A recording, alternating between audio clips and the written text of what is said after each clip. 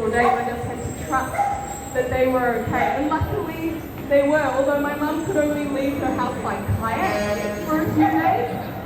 Literally just from the front porch into the water.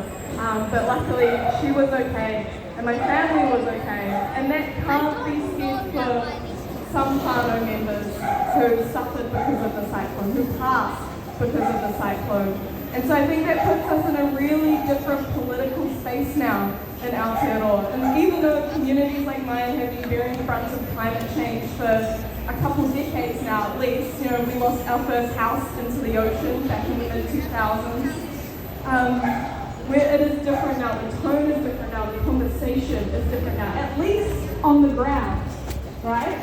But maybe not politically, okay? We're still hearing about how much action can't be taken, about how land can't be returned to Māori, even though, thanks to Māori, so many people were better off through the cyclone, because we had marae, because we had communities who opened their doors and gave a shirt off their back.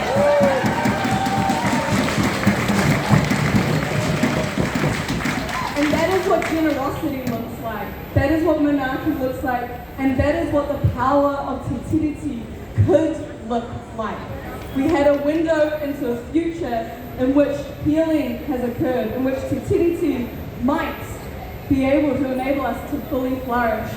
And that is what I love about being Māori, and that is what I love about my communities in Hawke's Bay, is that whoever needs it, that we will open those doors and we will support.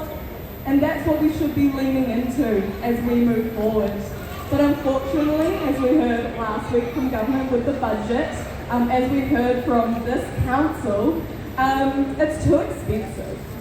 It's too hard. Times are tough.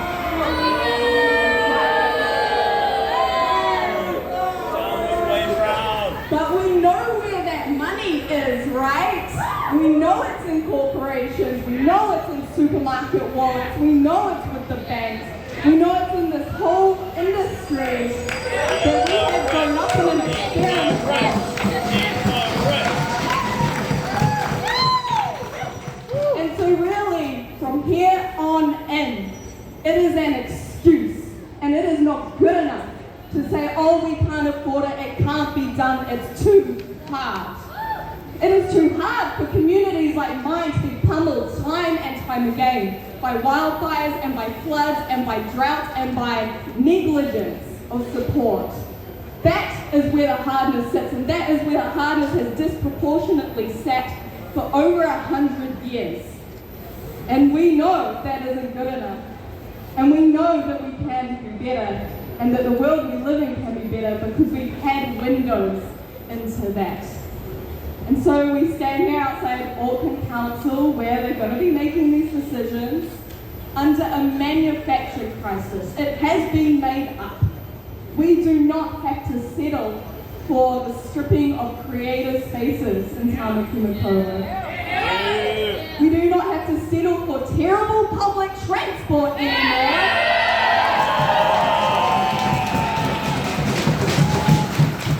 We don't have to settle for shitty housing and bad urban planning and excuses. Excuses which have been made up so as to better extract livelihoods and well-being from those of us who have borne the brunt for too long.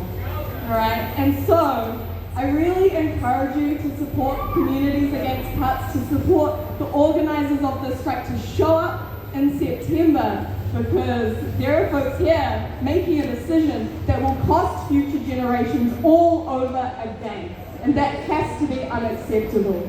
These councillors do not get to get away. This mayor does not get to get away.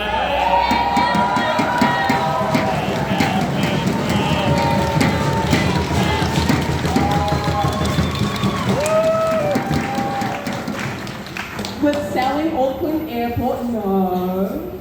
With cutting the services that we need, that our communities need, no.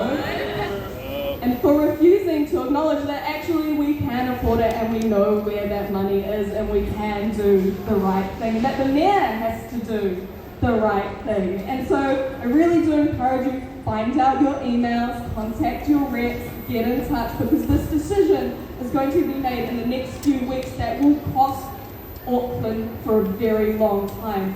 And in these times, when we have to lean in to resourcing our communities, this cannot be a price that our communities continue to pay. So thank you so much for being here today. There's so many other incredible speakers to come. And honestly, from my heart and from my community, from my marae down in Hawke's Bay, thank you for being here. It means the world. Kia ora.